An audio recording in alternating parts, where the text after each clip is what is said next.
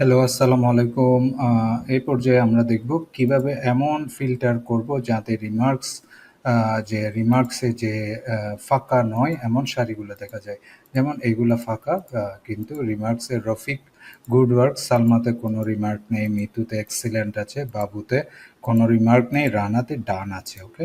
তাহলে আমি যে রিমার্কগুলা ফাঁকা নয় অনলি ওগুলো দেখাবো। তাহলে আমি যে রিমার্কসগুলা ফাঁকা নয় এগুলো দেখাবো, তাই না?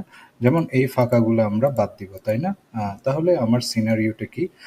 আমি যে চেক করতে চাই যে কে কে মন্তব্য দিয়েছে, ঠিক আছে? বা রিমার্কস দিয়েছে। সো রফিক দিয়েছে, মিতু দিয়েছে, রানা দিয়েছে, বাবু এবং সালমা রিমার্ক দেয়নি। তাহলে শুধু যেসব রিমার্ক দেওয়া হয়েছে সেগুলো আমরা দেখতে হবে। এটাই আমাদের কল।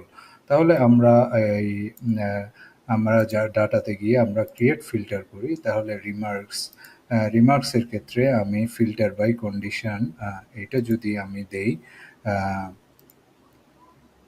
ইজ নট এমটি, তাহলে ইজ নট এমটি যে দেখাও যেগুলা খালি নয়। তাহলে এই যে এগুলা খালি, এইটা খালি নয়, এইটা খালি নয়, এটা খালি নয়, ইজ নট এমটি।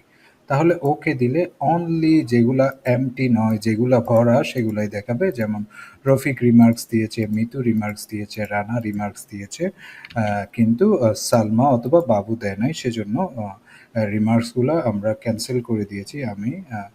বা আমরা যেই রিমার্কসগুলা যে যেগুলো ভর্তি বা খালি নয় সেগুলাই আমরা দেখাতে চাচ্ছিলাম। তাহলে এই এই স্টাইলে আমরা চাইলে দেখতে পারি। ফিল্টার বাই কন্ডিশন হলো is not empty. Is not empty আমরা যখন ইউজ করবো তাহলে আমরা যেগুলা খালি নয় সেগুলা এখানে দেখাবে, যে যেমন এগুলা খালি নয় সেজন্য দেখাচ্ছে। আশা করছি বুঝতে পেরেছেন। নেক্সট আরেকটি ভিডিওতে দেখা হবে ইনশাআল্লাহ। আসসালামু আলাইকুম।